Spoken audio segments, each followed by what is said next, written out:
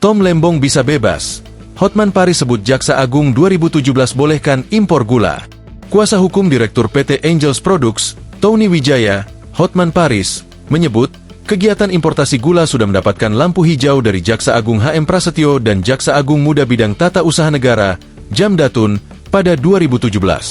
Hotman mengatakan, kegiatan importasi gula itu dilakukan persis seperti yang dilakukan kliennya, sebagai salah satu perusahaan yang mendapatkan izin impor dari Menteri Perdagangan, Mendak, 2015 hingga 2016, Thomas Trikasih Lembong alias Tom Lembong.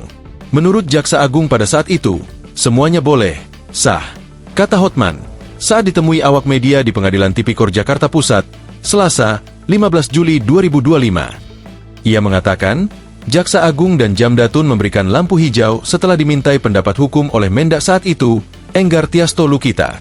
Enggar merupakan Mendak yang menjabat setelah Tom Lembong dan meneruskan kebijakan impor gula kristal mentah untuk memenuhi kebutuhan gula dalam negeri.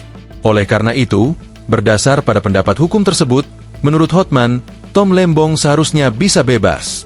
Ya berarti secara hukum harusnya bebas dong. Harusnya, tutur Hotman. Dalam perkara dugaan korupsi importasi gula ini, jaksa meminta majelis hakim menyatakan Tom terbukti bersalah melakukan perbuatan melawan hukum menerbitkan 21 persetujuan impor.